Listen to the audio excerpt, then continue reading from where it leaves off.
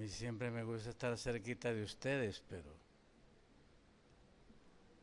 aquí la cosa es al contrario.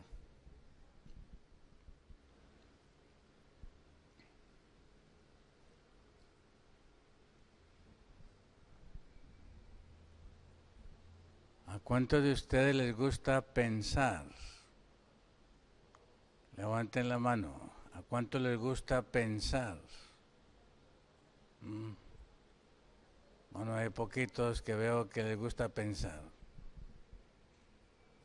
Vamos a ver si estamos en esta noche dispuestos a pensar. ¿Ok? Porque la gente que va a ser sellada es gente racional, es gente que ha pensado la verdad y es gente que vive la verdad. La gente que va a ser sellada. Espero que esta congregación sepa qué es el sellamiento, ¿verdad? El sellamiento está antecedido al zarandeo. El zarandeo es primero. El sellamiento viene después del zarandeo. El zarandeo tiene un propósito: despertar a los que han de ser salvos. Ese es el testimonio del espíritu de profecía. El testimonio del espíritu de profecía es despertar a los que han de ser salvos. Pregúntense, ¿estamos despiertos?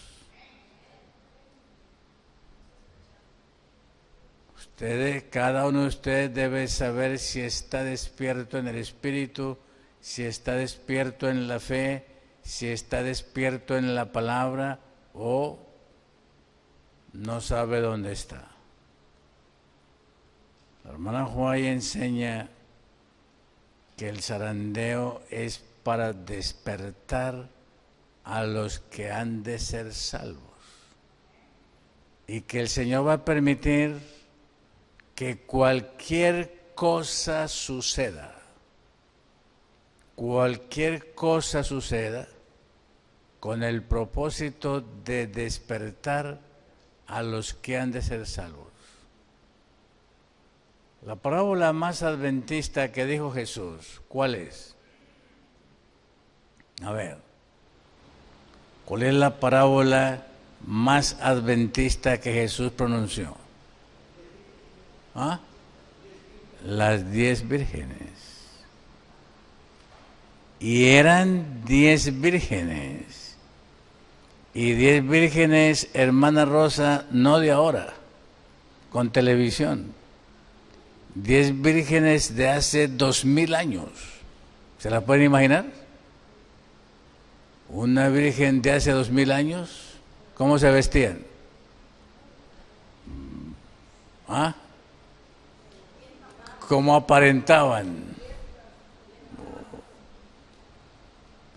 El Señor utilizó las vírgenes de hace 2000 años y entonces dijo en la parábola, ¿cuántas se durmieron?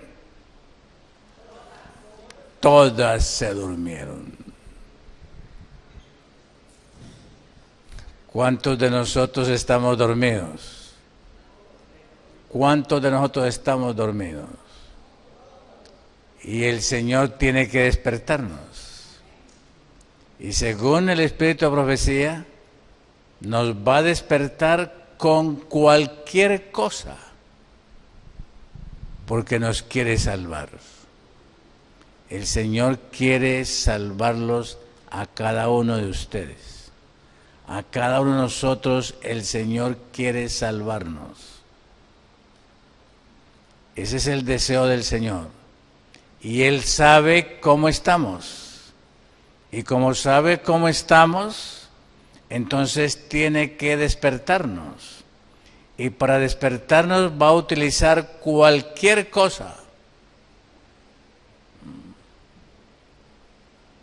Y me imagino que algunos de ustedes tienen evidencias de cómo despertaron o cómo están despertando, o si ustedes despertaron, cómo pueden despertar el esposo a la esposa al esposo, los padres a los hijos, o a los vecinos, o a los tíos, o a los amigos, o a los que consideramos hermanos. Al Señor siempre ha necesitado probar a los fieles. El Señor necesita probar y certificar quién es fiel. Y por eso la primera prueba la puso en el Edén. El Señor probó a la especie humana que Él creó en el Edén y que la hizo en su imagen y semejanza. ¿Los probó o no los probó? Los probó. Y la prueba en apariencia fue muy sencilla. Una fruta, un árbol, de este no pueden comer. Y no era porque el árbol era malo. Lo que Dios creó, Él mismo dice que todo era bueno en gran manera. Pero la prueba del Edén era o fue una prueba de fe. No sé cómo nosotros entendemos de parte de Dios qué es una prueba de fe. Cuando Jesús estuvo aquí en la tierra, el Señor estuvo con la gran tarea de enseñarles a vivir por fe a los discípulos. Y le fue una tarea seria que duró 3 años y medio enseñándole a los 12 discípulos a vivir por fe. Finalmente, 11 aprendieron. Uno se arrepintió y no quiso caminar por fe. A través de los años, después del pecado, el Señor ha querido enseñarnos a nosotros una experiencia de fe, a vivir por fe. Y como consecuencia, Él tiene elementos de prueba. Yo no sé, apreciados hermanos, si ustedes en su experiencia han experimentado y han pasado por momentos de prueba. No quiero que confundan consecuencias con prueba, ni quiero que confundan castigo con pruebas, ni creo que ustedes confundan pruebas con tentaciones. Las pruebas de Dios, todas, son pruebas de esencia, son pruebas de carácter, no son pruebas contables, son pruebas de la cualidad de ser. El Señor quiere que nosotros seamos como Él es. Ese es un desafío demasiado grande. Hay un versículo en las Escrituras,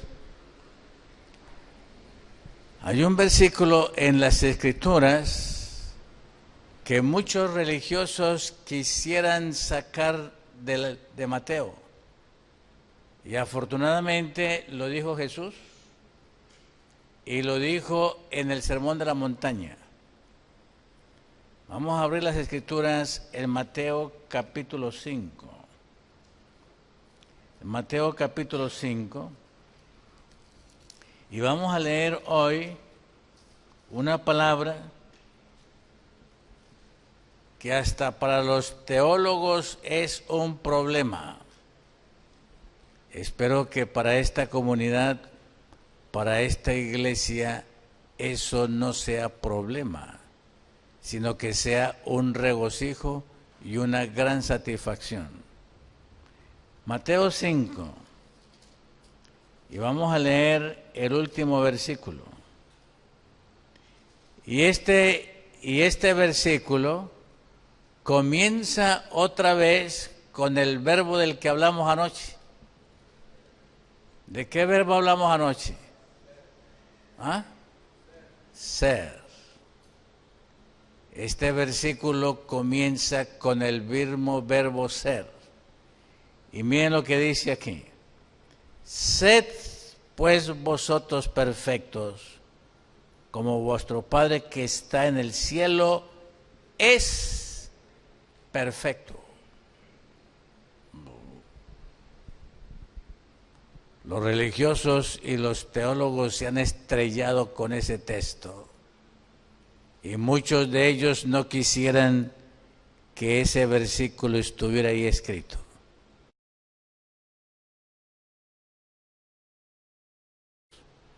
Y cómo nosotros recibimos esta palabra de Jesús, este desafío de Jesús, esta obra que Jesús quiere hacer en nosotros. Él dice, sed imperativo.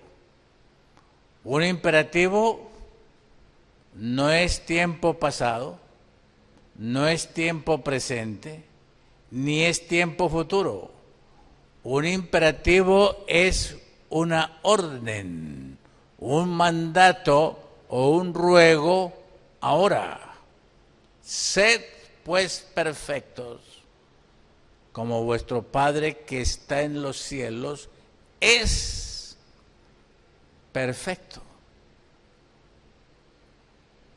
¿Cómo le parece a usted ese desafío? Esa tarea.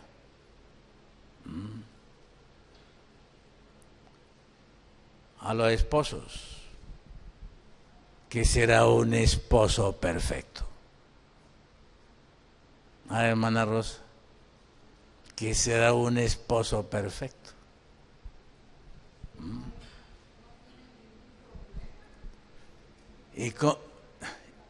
¿Y cómo será una esposa perfecta?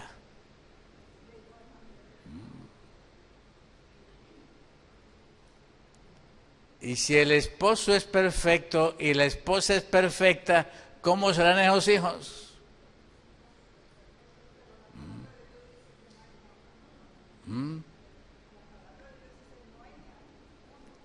¿Ni a uno qué? A ver, cambien la palabra. ¿Dónde está ese versículo? Ok, justo. Ok. Muy bien, a ver, ya que nos metemos en esto, vamos a hablar de eso entonces. Romanos capítulo 3. Romanos capítulo 3. Espero que en esta experiencia cristiana del zarandeo, el sellamiento y la victoria sobre el pecado, espero que ustedes no tengan problemas de contradicción en la palabra. Hermana Rosa, espero que no tengan problemas de contradicción en la palabra. Satanás es experto a los profesos cristianos en mostrarles en la Escritura contradicción. En la palabra de Dios no hay contradicción. La contradicción está en la mente nuestra, en la razón nuestra, en el intelecto nuestro, pero no aquí. Aquí no hay contradicción. La contradicción siempre estará en el corazón humano que no ha sido regenerado por la palabra. Vamos a ver. A ver, Romanos 3. Romanos capítulo 3. Muy bien. Versículo 10. Como está escrito, no hay justo, ni aun uno. ¿Cuántos, hermana Rosa? Ok. Vamos a ver. Todos se desviaron. No hay quien entienda a Dios. No hay quien busque a Dios. Todos se desviaron del camino. A unas se hicieron inútiles. No hay quien haga lo bueno. No hay ni siquiera uno. Sepulcro abierto es su garganta. Con su lengua engañan. Veneno de áspides hay debajo de sus labios, cuya boca está llena de maldición y de amargura. Sus pies prestos para derramar sangre. Destrucción y miseria hay en sus caminos. Y el camino de paz no han conocido. No hay temor de Dios delante de sus ojos. ¿Cuántos justos hay, hermana? Ninguno.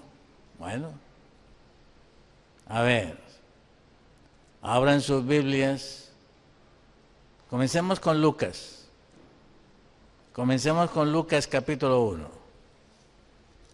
Comencemos con Lucas capítulo 1. A ver, versículo 5. Abran sus Biblias en Lucas capítulo 1, versículo 5. Léanlo bien. Hubo en los días de Herodes, rey de Judea, un sacerdote llamado Zacarías, de la clase de Abías, y su esposa era de las hijas de Aarón, y se llamaba Elisabet. Versículo 6. Y ambos eran justos delante de Dios, andando irreprensibles en todos los mandamientos y ordenanzas del Señor.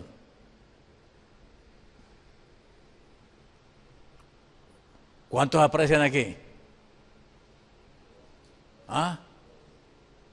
¿Cuántos aprecian aquí? 2. ¿Se contradice la Biblia?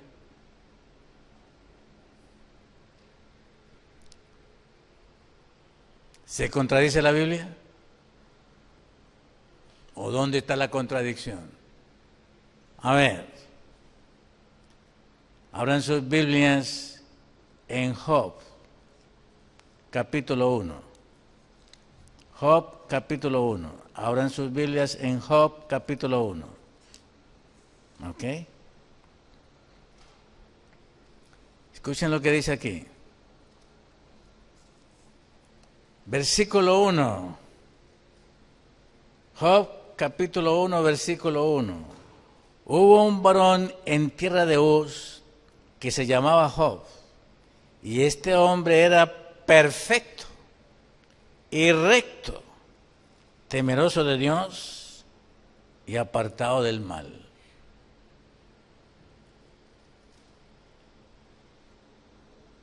Ahora, escuchen lo siguiente. Versículo 6 ahora.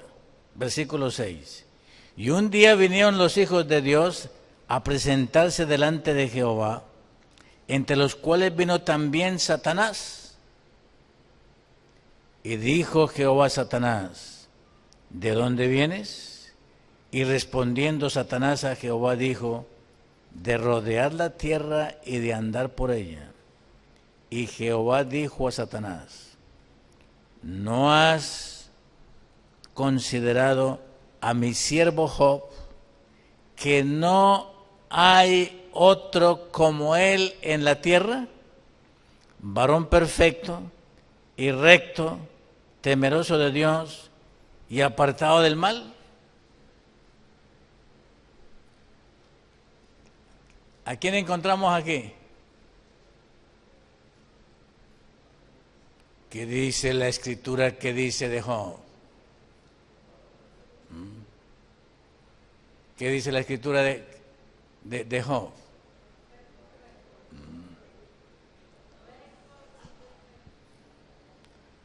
¿Hay contradicción en la Biblia? Espero que ustedes estén expertos. En la Escritura no hay contradicción. La contradicción está aquí, en la mente del ser humano. A ver, abran las Escrituras en Génesis capítulo 6. Génesis capítulo 6. Génesis capítulo 6. En Génesis capítulo 6 encontramos lo siguiente. ¿Ok? Génesis capítulo 6. Y aconteció que cuando comenzaron los hombres a multiplicarse sobre la faz de la tierra, y les nacieron hijos, viendo los hijos de Dios que las hijas de los hombres eran hermosas, se tomaron mujeres escogiendo entre todas. Y dijo Jehová: no contenderá mi espíritu con el hombre para siempre, porque ciertamente él es carne, mas serán sus días 120 años. Había gigantes en la tierra en aquellos días, y también después que entraron los hijos de Dios a los hijos de los hombres y las engendraron hijos, estos fueron los valientes que desde la antigüedad fueron varones de renombre. Y vio Jehová que la maldad de los hombres era mucha en la tierra, y que todo designio de los pensamientos del corazón de ellos era de continuo solamente el mal. Y se arrepintió Jehová de haber hecho hombre en la tierra, y le pesó en su corazón. Y dijo Jehová: raeré de sobre la faz de la tierra a los hombres que he creado, desde el hombre hasta la bestia, y hasta el reptil y las aves del cielo, porque me arrepiento de haberlos hecho. Pero Noé halló gracia en los ojos de Jehová. Estas son las generaciones de Noé. Versículo 9. Mana Rosa, ¿cómo dice el versículo 9? Estas son las generaciones de Noé. Noé, ¿qué clase de varón? Justo. ¿Y qué más? Perfecto. Fue en sus generaciones, con Dios caminó Noé. ¿Cuántos justos hemos encontrado?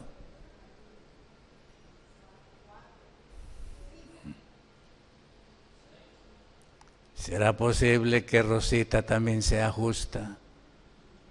¿Será posible? ¿Será posible que la gente de la Alhambra sea justa, recta, perfecta, sin mancha, sin arruga y sin mácula? ¿Será posible?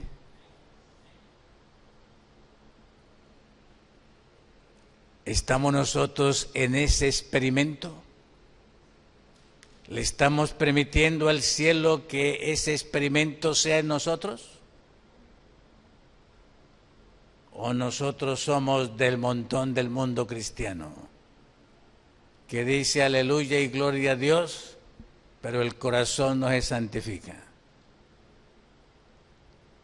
Déjenme decirles algo. Este mensaje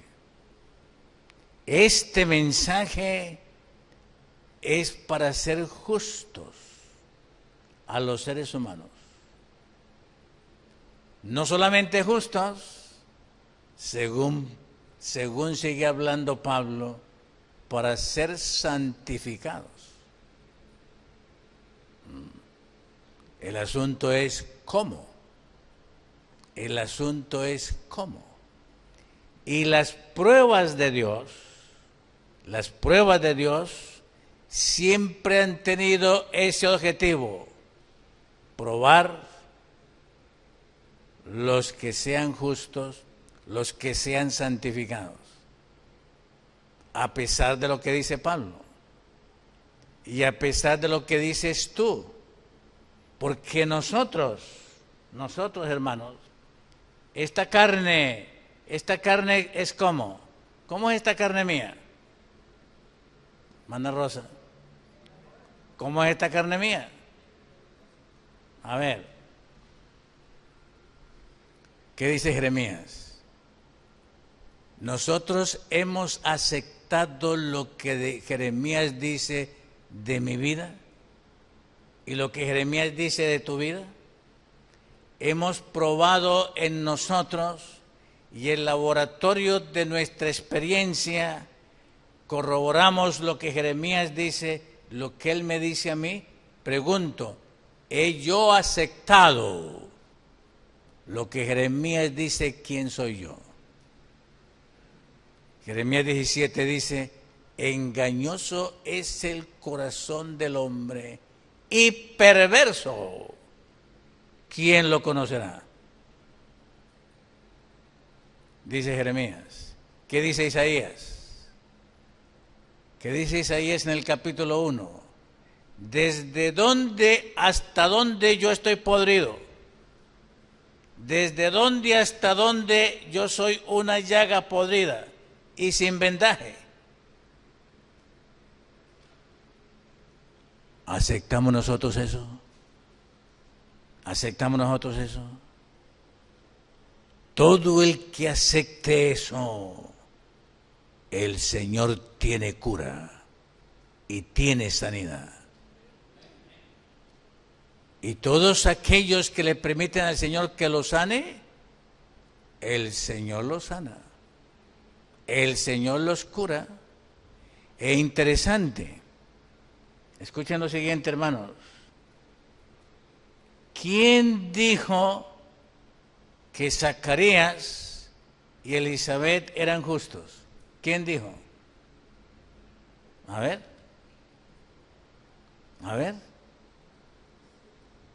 Según las Escrituras, ¿quién es el que asegura que Zacarías y Elizabeth eran ambos justos y delante de Dios?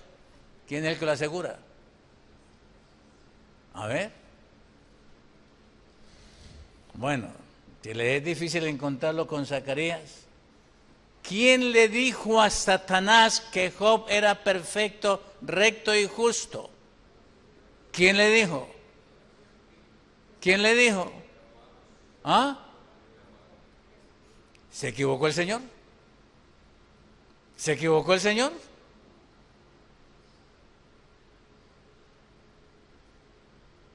¿Se equivocó Pablo? ¿Ah? Ni Pablo se equivocó, ni el Señor se equivocó. ¿Qué encontró Pablo? Pablo encontró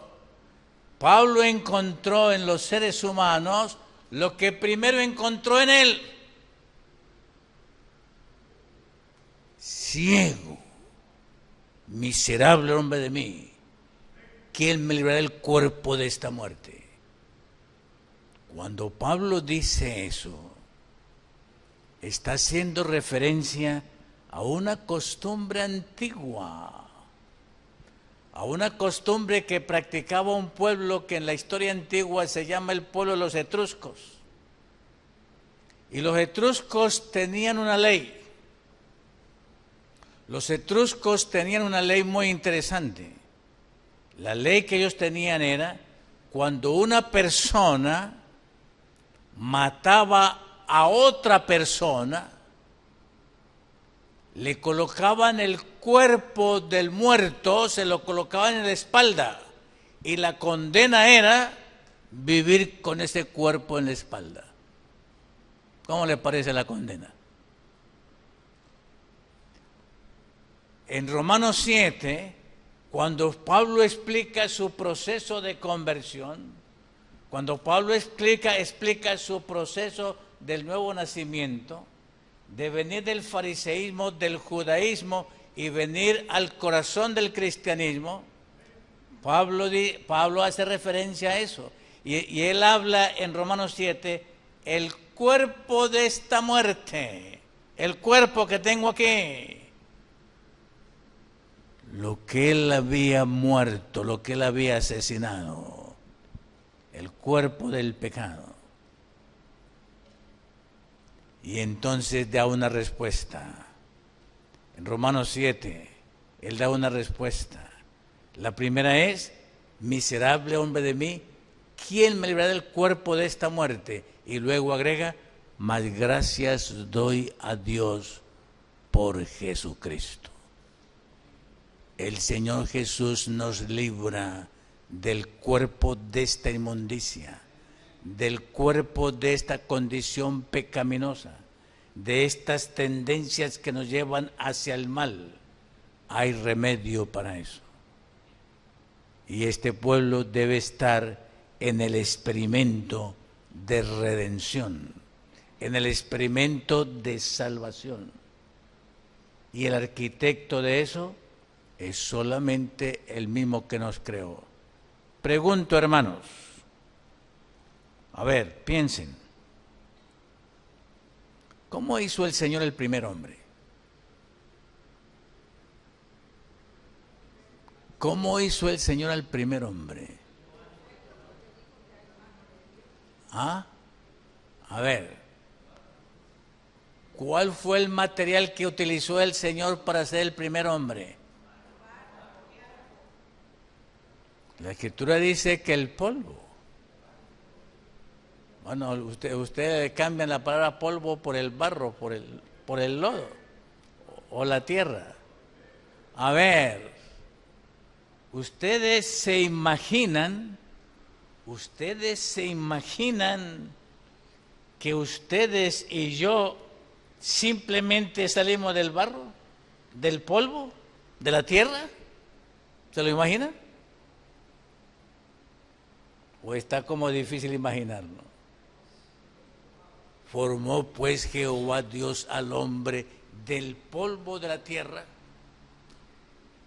alentó en él soplo de vida y llegó a ser un ser en la imagen y semejanza de Dios.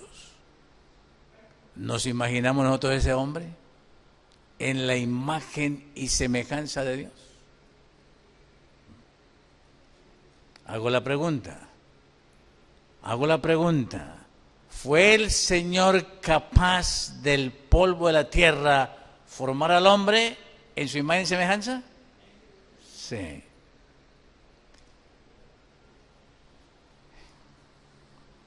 ¿Esta cosa es barro? ¿Estos nervios son barro? ¿Estos ojos son barro? A ver. ¿O estos ojos tienen 5 sentidos? ¿O este cuerpo tiene 5 sentidos? ¿Y esta mente cómo es? ¿Cómo es esta mente? Pregunto, si para el Señor fue fácil del polvo de la tierra sacar la imagen y semejanza de Él, ¿será fácil de este cuerpo volverlo a hacer la imagen y semejanza de Él?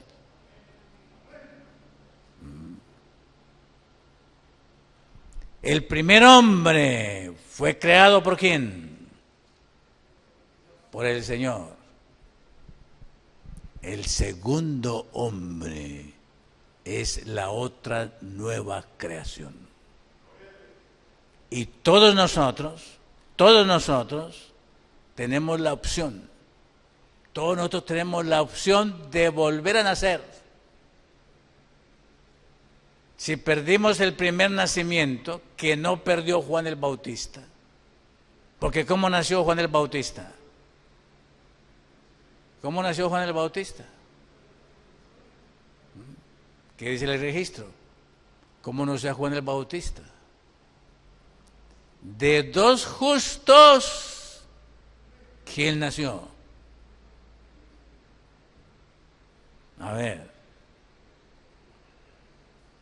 Bueno, les dijimos al comienzo que íbamos a pensar.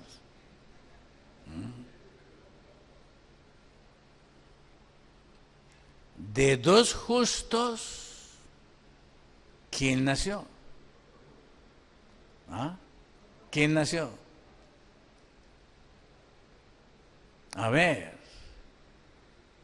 ¿será posible que 2 justos engendren un justo? ¿Será posible?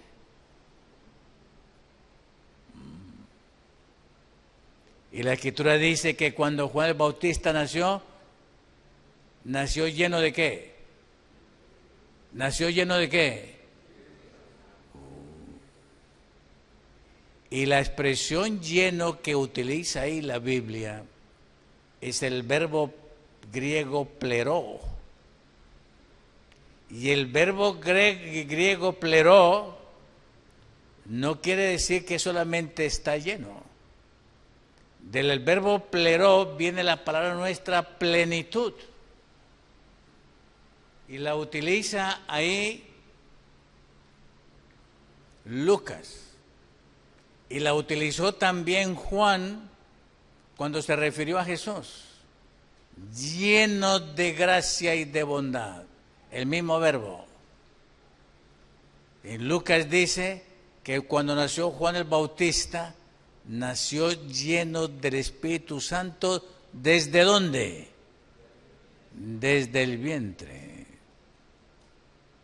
¿Será posible que nosotros también nazcamos otra vez por segunda vez? ¿Como un hecho redentivo? A ver, déjeme explorar un poco su pensamiento. ¿Cómo nació David?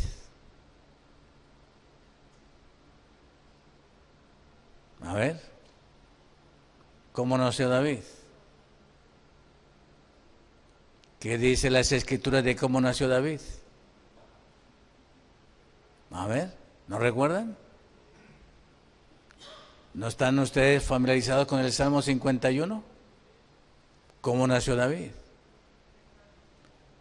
La Escritura dice de David, o el mismo David dice de él, muy distinto de lo que dice Lucas de cómo nació Juan el Bautista.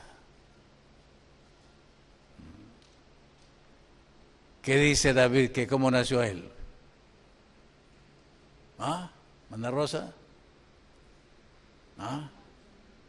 A ver, ¿cómo?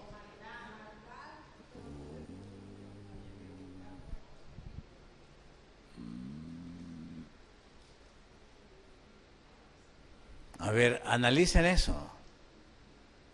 Analicen eso. Déjenme decirles algo. Antes de entrar en materia, déjenme decirles algo.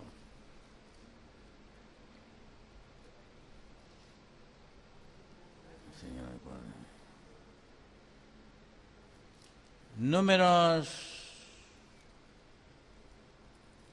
el libro de Números. En el libro de Números hay una expresión que en el libro de Números capítulo 32, en el libro de Números capítulo 32, hay una expresión que a mí me ha hecho pensar profundamente. Es una expresión que bajo la orientación del Espíritu Santo me da un sentido a mí profundo de responsabilidad moral, de responsabilidad espiritual. Y hoy vivimos en un mundo donde los seres humanos han perdido el sentido de responsabilidad moral. Y cuando un ser humano pierde el sentido de responsabilidad moral,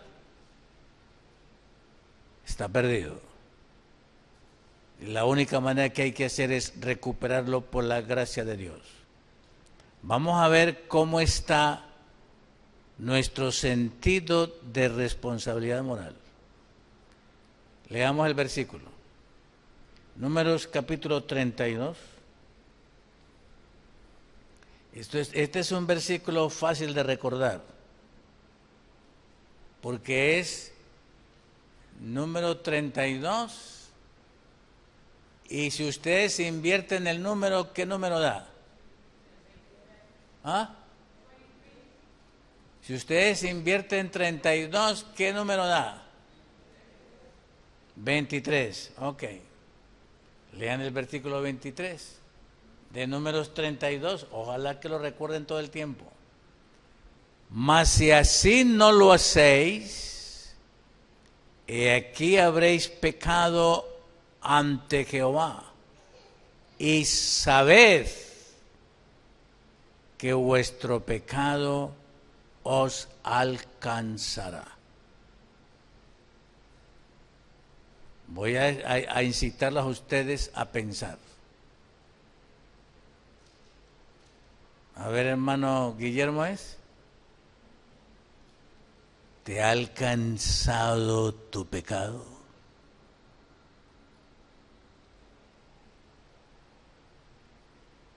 Hermana Claudia, ¿nos ha alcanzado el pecado? ¿Qué clase de poder hay en el pecado que me alcanza?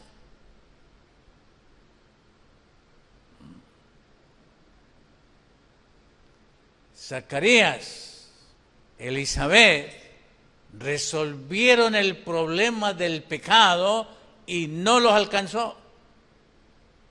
Y cuando nació Juan el Bautista, nació lleno del Espíritu Santo.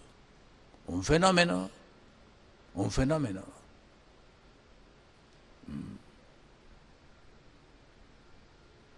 Pero cuando nació David, ¿cómo nació David?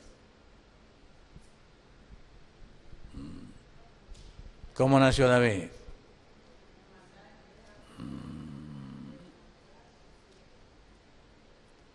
Ahora, le voy a hacer una pregunta a ustedes. ¿Cómo supo David de cómo había nacido él? Hermana Rosa, ¿tú eras consciente cuando tú naciste? ¿Cómo se dio cuenta David que en pecado había sido concebido?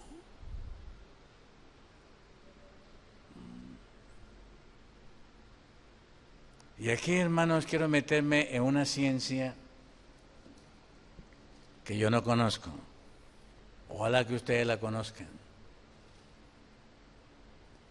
Porque la Biblia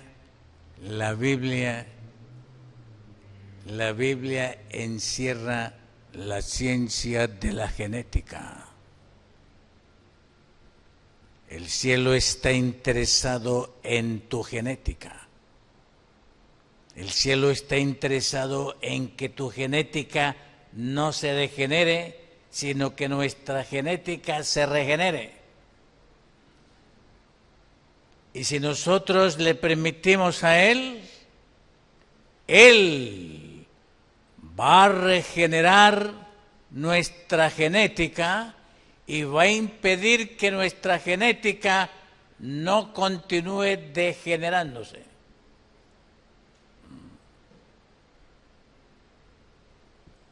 ¿Estamos hoy degenerados? A ver, vamos a hacer una prueba de degeneración. Vamos a hacer una prueba genética a nivel de generación. ¿Ok? ¿Recuerdan el pasaje? De Números 32, 23. Mas si así no lo hiciereis, he aquí habréis pecado contra Jehová, y sabed que os alcanzará vuestro pecado. Si así no, ¿qué? Si así no lo hacemos, debemos de saber, debemos de entender que el pecado nos alcanzará. Hermanos, lo más terrible de la vida, es llegar a los 80 años, 90 años y recibir la realidad de que el pecado nuestro nos ha alcanzado. Lo más hermoso de la vida será llegar a los 80 años, 90 años y tener el problema del pecado resuelto. Resuelto el problema del pecado para que no nos alcance. Dios, en el plan de redención, tiene todas las medidas para que los pecados nuestros no nos alcancen si nosotros aceptamos su plan de redención, su plan de justificación, su plan de santificación, porque su objetivo es llevarnos a la glorificación, llevarnos de nuevo al nuevo Edén, a la tierra nueva. Pero es algo concreto, es algo concreto, no es ninguna idea abstracta. La salvación que el Señor quiere hacer en tu vida, en mi vida, en la vida de tus hijos y de tu generación. Hoy todo el mundo está hablando de una salvación abstracta. Lo del Señor es concreto porque es un hecho.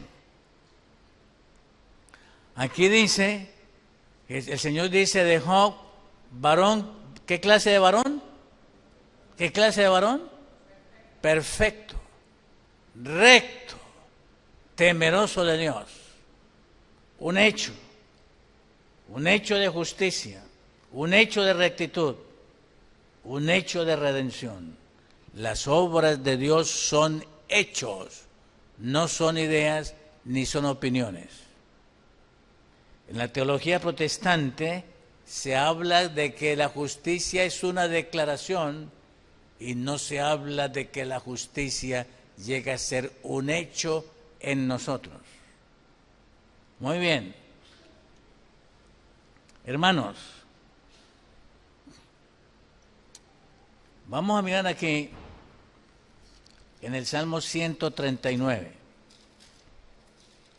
Salmo 139.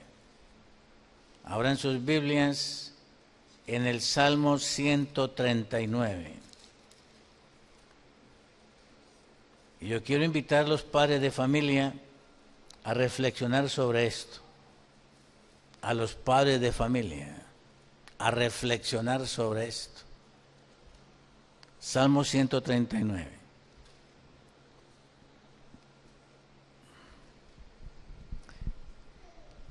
El versículo 1 dice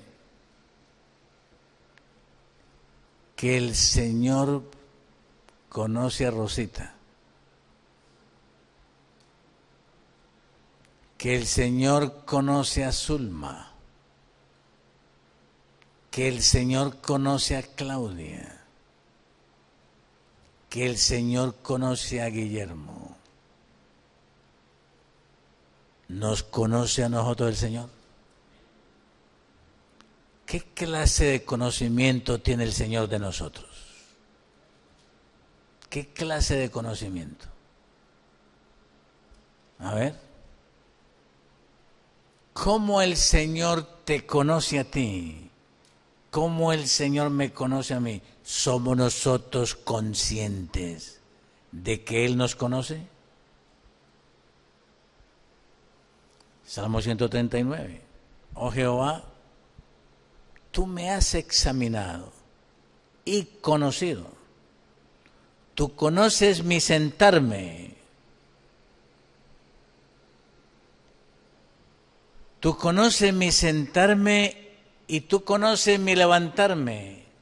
Desde lejos entiendes mis pensamientos. ¿Cuánto conoce Él? ¿Cuánto conoce Él? ¿Cuánto sabe Él? ¿Cuánto sabe Él de ti? Ojalá que nosotros también conociéramos lo mismo de Él. Porque conocer en las Escrituras es un conocimiento de doble vía. En el momento en que yo conocí a Rosita ayer, Rosita me conoció a mí. En el momento en que le di la mano a Rosita, recibí su calor y ella recibió mi calor. ¿Fue así o no fue así? El conocimiento entre personas es simultáneo. Lo que yo conozco de ti, tú lo conoces de mí simultáneamente.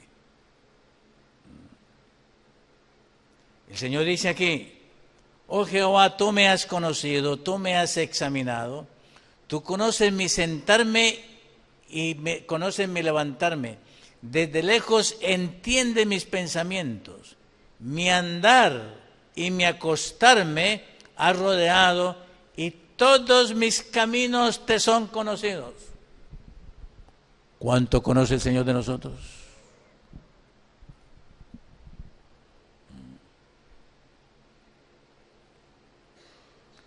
Ahora vamos más allá. ¿Están listos para ir más allá?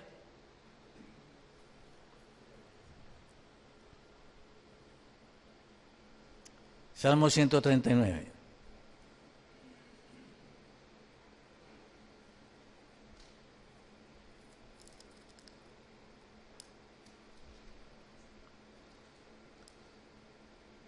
Versículo 14. Bueno, versículo 13 más bien. Porque tú formaste mis riñones, me cubriste en el vientre de mi madre. ¿Conoce el Señor tus riñones? Oiga, para conocer los riñones hay que ser experto. Hay que ser experto y hay que tener un conocimiento bien profundo. Sigamos leyendo. Te alabaré porque formidable y maravillosamente me formaste. Maravillosas son tus obras y mi alma lo sabe muy bien. No fue encubierto de ti mi cuerpo, bien que en secreto fui formado y entretejido en lo más profundo de la tierra. ¿Sabe el Señor cómo fui formado? ¿Sabe el Señor cómo fui formado?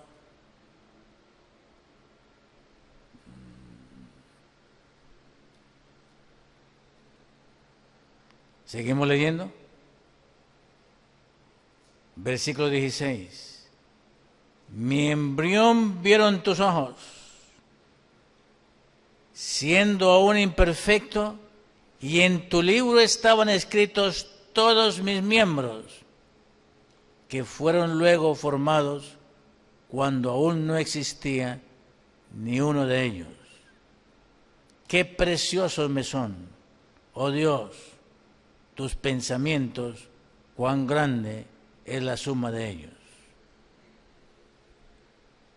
¿Cuánto sabe el Señor de nosotros? ¿Cuánto sabe el Señor de nosotros?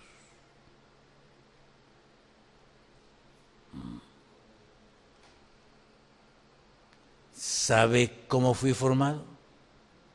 ¿Sabe cómo fui concebido? ¿Somos nosotros conscientes de cómo nosotros concebimos?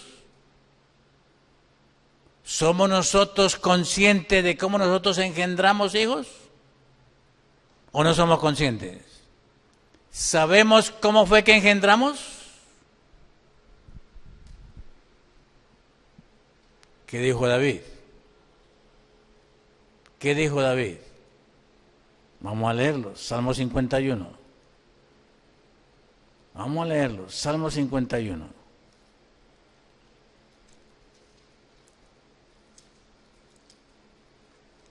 Espero que ustedes estén pensando, hermanos, porque estamos hablando aquí de las pruebas de Dios y la responsabilidad moral del hombre que se ha perdido.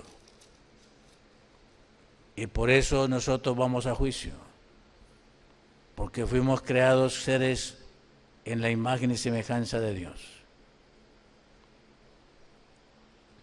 Salmo 51. Comencemos con el primer versículo. ten piedad de mí, oh Dios, conforme a tu misericordia. ¿Qué invoca David? ¿Qué invoca David? Invoca la misericordia, el amor y la piedad de Dios. Sabemos por qué Él invoca la misericordia, la piedad y el amor de Dios. Hemos llegado nosotros en nuestra experiencia cristiana a invocar la misericordia, el amor, la gracia y la piedad divina para que Él nos perdone, para que Él nos limpie, para que Él nos purifique, para que Él de esto inmundo haga algo limpio. ¿Hemos llegado nosotros a esa experiencia? Escuchen. Ten piedad de mí, oh Dios, conforme a tu misericordia. Conforme a la multitud de tus piedades, borra mis rebeliones. Lávame más y más de mi maldad y límpiame de mi pecado. Porque yo reconozco mis rebeliones y mi pecado está siempre delante de mí. Contra ti solo he pecado y he hecho lo malo delante de tus ojos, para que seas reconocido justo en tu palabra y tenido por puro en tu juicio. Y aquí en maldad he sido formado, y en pecado me concibió mi madre. Y aquí tú amas la verdad en lo íntimo, y en lo secreto me has hecho comprender sabiduría. Purifícame con hisopo, y seré limpio. Lávame, y seré más blanco que la nieve. Hazme oír gozo y alegría, y se recrearán los huesos que has abatido. Esconde tu rostro de mis pecados, y borra todas mis maldades. Crea en mí, oh Dios, un corazón limpio, y renueva un espíritu recto dentro de mí. David llegó a experimentar esa nueva creación. David llegó a alcanzar la victoria sobre esa genética caída de la que él mismo da testimonio. David.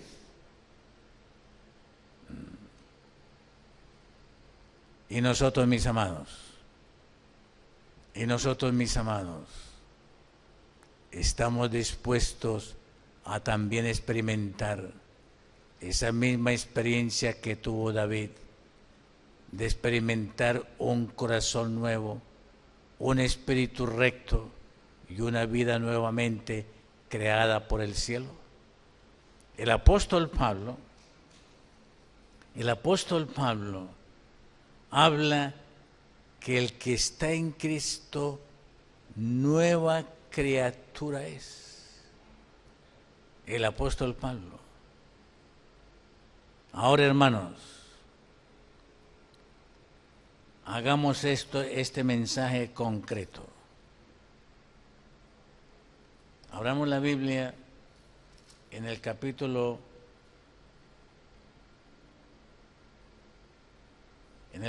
9 de Daniel. Y miremos la razón de este mensaje. Y miremos el fundamento de este mensaje. Y examinémonos a nosotros mismos por la misericordia del Señor. A ver, hermanos, ¿cómo ustedes entienden este mensaje? En el capítulo 9 de Daniel, el ángel le explica la visión de Daniel 8:14. Y cuando él explica la visión de Daniel 8:14, se la explica con las siguientes aclaraciones. Daniel 9, versículo 24. 70 semanas están determinadas sobre tu pueblo y sobre tu santa ciudad, para, primero, acabar la prevaricación. Segundo, concluir el pecado. Tercero, expiar la iniquidad. Y para traer la justicia eterna y sellar la visión y la profecía y ungir al santo de los santos. Leamos Daniel 8, versículo 14. Un versículo, posiblemente el versículo más adventista. Daniel 8:14 es el versículo más adventista. Y Daniel 8:14 dice: y él me dijo, hasta 2300 tardes y mañanas, y el santuario, verbo ser, ¿qué clase de verbo? Verbo ser, será purificado. Ese es el versículo más adventista. La explicación de ese versículo la da el ángel a David y comienza a dársela en el versículo 24 de Daniel capítulo 9. Y entonces le dice que hay un plazo de 70 semanas determinadas sobre el pueblo judío y sobre la santa ciudad, con un propósito triple, cuádruple. Primer propósito, versículo 24, acabar la prevaricación. ¿Qué es prevaricar? ¿Qué es prevaricar? A ver, ¿es algo bonito? ¿Qué es prevaricar? ¿Ah? Muy bien. ¿Qué hay que acabar? Acabar la prevaricación. ¿Qué hay que concluir? ¿Qué hay que concluir? ¿Qué hay que concluir? El pecado. Y que hay que expiar, que hay que purificar, que hay que limpiar. ¿Qué quiere decir la expiación? ¿Qué sucedía en la expiación del Antiguo Testamento?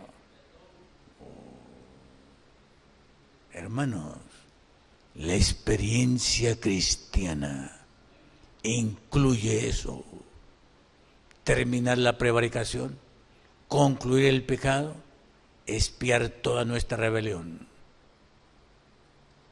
en nosotros, en tu vida y en mi vida.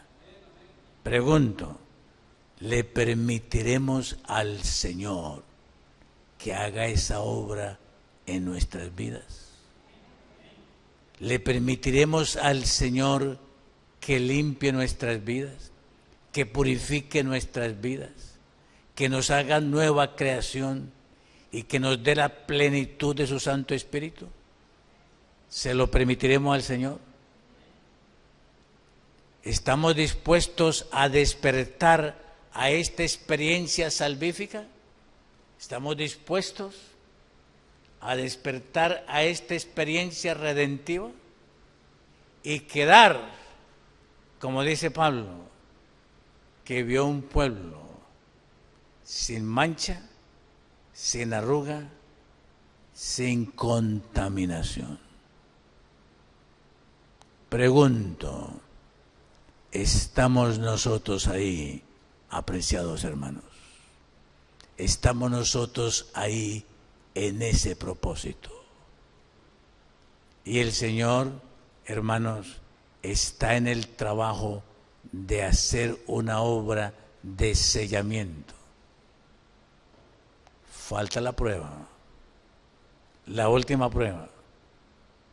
Y la última prueba será el conflicto entre el sábado y el domingo. Es la última prueba.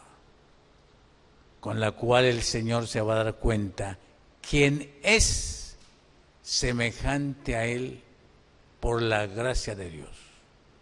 ¿Quién ha permitido que el pecado sea expiado en nuestras vidas? ¿Que la iniquidad y el pecado concluyan en nuestras vidas? Y que nosotros seamos nueva creación, preparados para poseer la tierra nueva. La tierra nueva necesita ciudadanos nuevos, seres humanos creados nuevamente por la gracia de Dios para poder poseer y entrar en la tierra nueva. Hermanos, clamemos al Señor, oremos al Señor, pidámosle que seamos conscientes donde estamos en el tiempo, porque el Señor quiere que nosotros vivamos, como dice el último versículo, el versículo 24 de Judas. El Señor quiere que nosotros seamos guardados sin caída, para ser presentados gloriosos, sin mancha, sin mácula, delante de Él. Que el Señor nos guarde y nos permita esa experiencia de santificación y finalmente de glorificación.